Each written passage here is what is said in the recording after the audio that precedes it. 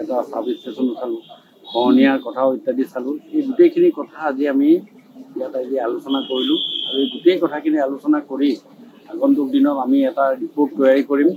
তৈয়াৰী কৰি মাননীয় মুখ্যমন্ত্ৰী মহোদয়ৰ নিৰ্দেশ মতে আমি ইয়ালৈ যি আহিছোঁ, প্ৰত্যেকজন মন্ত্ৰী ইয়ালৈ আহিব আৰু আমি জিলাখনৰ যিখিনি সমবিকাশ হ'ব লাগে সেই গোটেইখিনি কথাই এটা দৃষ্টিভংগীৰে আমাৰ যিখিনি আজি ইয়াত পালোঁ সেই গোটেইখিনি কথা মুখ্যমন্ত্ৰী মহোদয়ক ৰিপৰ্ট আকাৰে দিয়াৰ এটা ব্যৱস্থা কৰিম। আৰু এই ব্যৱস্থা হোৱাৰ পাছত মুখ্যমন্ত্ৰী মহোদয়ে এটা সিদ্ধান্ত ল'ব, আমি চাউথ শালমৰা জিলাখনৰ কি ব্যৱস্থা আমি কৰিব লাগিব। আমাৰ ইয়াৰ যিটো ৰাস্তা অহা যোৱা ৰাস্তাটোৰ ব্যৱস্থা আমি দেখিছোঁ যথেষ্ট বেয়া। যিহেতু সেইটো মেঘালয়ত পৰে, আমি মেঘালয়ৰ লগত কথা পাতিম নে চেণ্ট্ৰেল গভৰ্ণমেণ্টৰ লগত কথা পাতিম, এই গোটেইবিলাক কথাই আমি ৰিপৰ্ট আজি বনাই দিয়াৰ ব্যৱস্থা কৰিছোঁ। আমি এইটো ইয়াৰ পৰা গৈ আমি এটা ৰিপৰ্ট দাখিল কৰিম আৰু ইয়াৰ পাছতো পৰ্যায়ক্ৰমে আমাৰ বেলেগ বেলেগ মন্ত্ৰীসকল কেবিনেটৰ তেখেতসকল ইয়ালৈ আহিব। অহাৰ পাছত ইয়াত নিশ্চয় তেখেতসকলেও এটা ৰিপৰ্ট দিব, এটা সম্যক জ্ঞান আমাৰ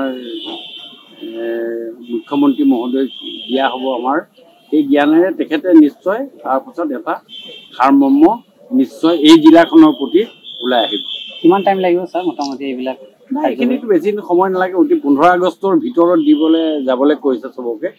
চব কেইবাজনো আহিলে আপোনালোকে জানে আৰু 2 দিনৰ ভিতৰত আৰু কেইবাজনো মন্ত্ৰী আহিব মই শুনিছোঁ।